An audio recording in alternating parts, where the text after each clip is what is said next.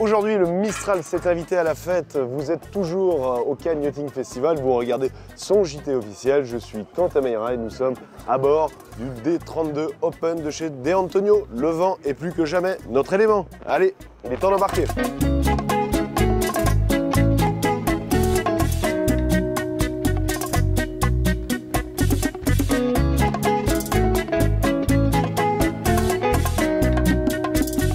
Place au titre de ce JT. Multicoque, Olivier Evin rencontre Jean-Charles Roux, capitaine du Fontaine Pajot Alegria 67, The Blue Dream. L'invité du jour de ses premiers pas au Cannes Yachting Festival au cime de l'America's Cup, Stanislas Chmielewski, le cofondateur de De Antonio, revient sur le beau parcours de sa marque. Moteur, action, Louis Torel nous fait découvrir les secrets du Yacht 41.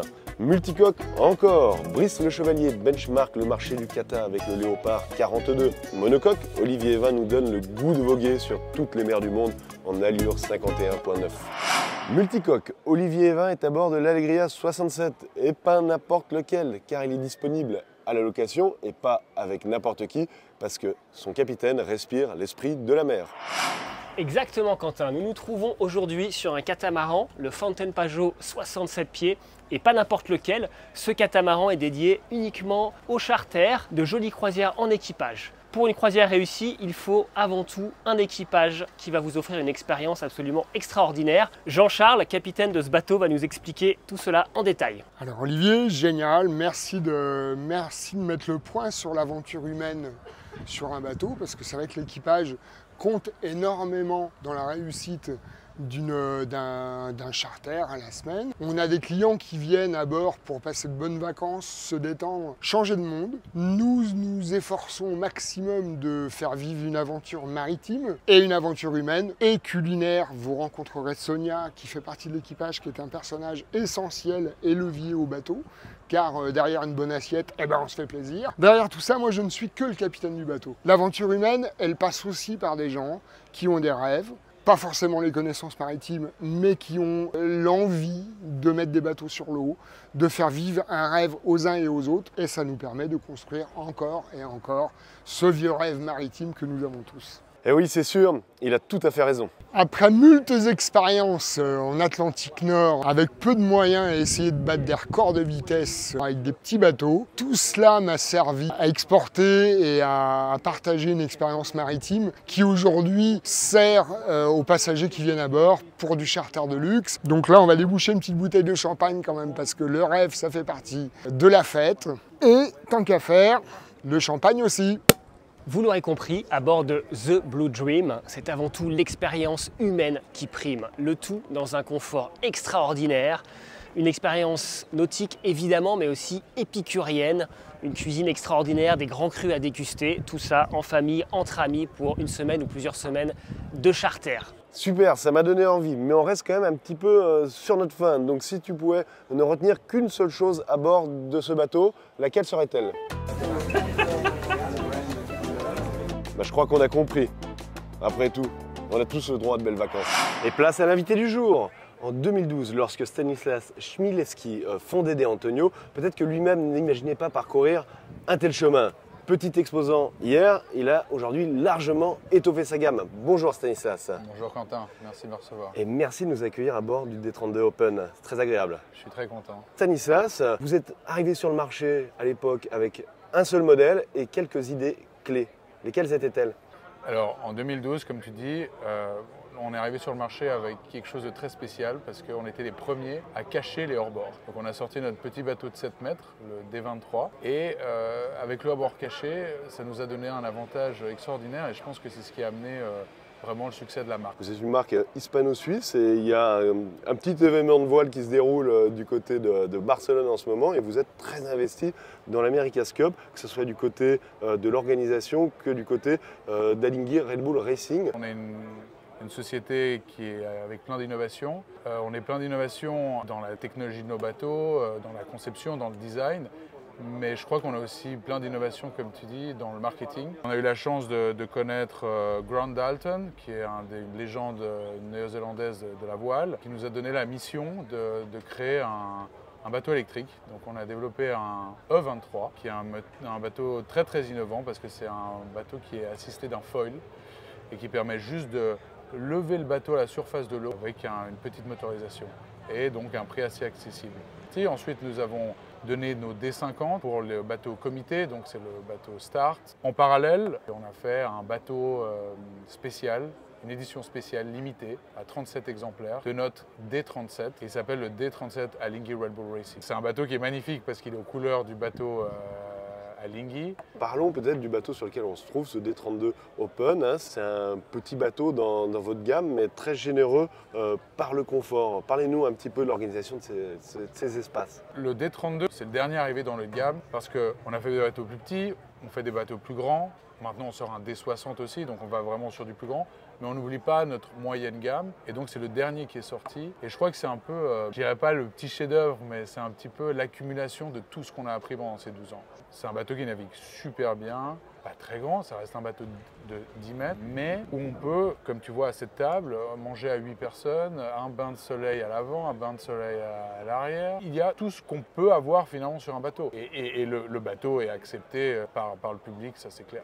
Eh ben, on passerait bien l'après-midi, en tout cas, ensemble sur ce bateau, à partager le bon moment, mais le JT doit continuer. Merci beaucoup Stanislas de nous avoir reçus. C'est un plaisir de parler avec toi. À bientôt. Moteur, action. Louis, on dirait que les idées fusent à la vitesse de la lumière du côté du Katana Group. Exactement, Quentin, on est du côté de Canet-en-Roussillon, chez nos amis de chez Yacht. Alors pour rappel, le groupe Katana avait créé l'événement l'année dernière en amenant pour la première fois, en faisant un lancement de la marque Yacht, avait présenté à l'époque le Yacht 36 qui est juste derrière moi. Et là, on se trouve sur la petite nouveauté, la grosse nouveauté de cette année, le grand frère du Yacht 36, le Yacht 41. Et on a avec nous Django qui va nous expliquer un petit peu les innovations de ce bateau par rapport à son petit frère le Yacht 36. Alors, mis à part la taille, qu'est-ce que ce bateau apporte? Alors, ce qu'il apporte, c'est vraiment, genre, on est toujours sur cet esprit de modularité. Après, on gagne tout de suite en volume un plan de pont Power Rider, ce qu'on appelle, c'est-à-dire avec une allée traversante. On a gardé le principe des terrasses et dès qu'on ouvre les plateformes, voilà, ça fait un terrain de jeu extraordinaire. Et une autre différence notoire, bien sûr, c'est la distribution des cabines. Okay. Là, on est sur deux cabines symétriques avec 2 lits à l'avant. Chaque cabine ensuite avec ses toilettes et sa douche indépendante et avec une belle hauteur. On a ici le sofa bed avec le rangement en dessous. assez facilement, donc ça permet un rangement avec pas mal de profondeur. À l'avant, donc là où on a les deux grands bains de soleil qui sont proposés de chaque côté, bâbord-tribord, où on peut vraiment s'allonger et se détendre. Donc ça fait, on se sent vraiment en sécurité. En fait. Multicoque encore, Brice Le Chevalier part à la pêche aux informations du côté d'Arnaud Savigna, le directeur des ventes Europe pour les catamarans Léopard.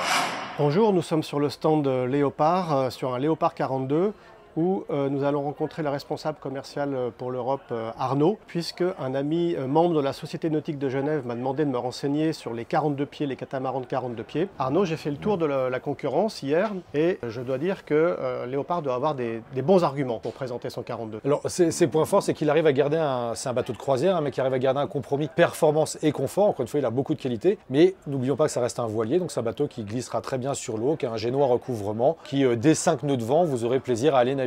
Donc sur le marché des 42 pieds, c'est le bateau qui aura le plus de choses qu'on retrouve généralement sur des bateaux plus gros. Par exemple, un très grand cockpit où on peut asseoir tout le monde, un très grand carré, une circulation qui est très facile, un lounge qu'on retrouve généralement sur des bateaux au moins de 45 ou 46 pieds. Alors cette configuration sur un 42 pieds par exemple, c'est assez spécifique, on la retrouve rarement. Alors on la retrouve rarement, on la retrouve nulle part ailleurs avec une table. L'intérêt c'est d'avoir différents espaces de vie, mais où on peut quand même tous communiquer ensemble. Sur des bateaux de cette taille-là, il y a très rarement un skipper professionnel, donc celui qui est à la barre, il a envie de pouvoir être d'un point de vue social avec les amis, la famille, aussi bien sur le lounge que les personnes qui sont en bas dans le carré. On a beaucoup d'espace ici pour un 42 pieds. Cette configuration, ça fait partie des spécificités du Léopard. Tout à fait. Cette disposition, on a inversé une cuisine à l'avant un carré tourné vers l'avant. Ça permet d'avoir une très bonne circulation. Ça nous permet aussi de profiter de la porte avant qui ventile le bateau dans l'axe du carré. C'est vraiment une particularité qu'on voit généralement sur des bateaux plus gros, c'est vraiment le cas. Alors, on peut effectivement l'acheter en privé. On démarre à 650 000. Ça sera un prix de base livré en Europe. On peut aussi l'acheter effectivement en gestion. L'intérêt, c'est de pouvoir accéder à son bateau et à tous les autres bateaux identiques dans la flotte partout dans le monde, de naviguer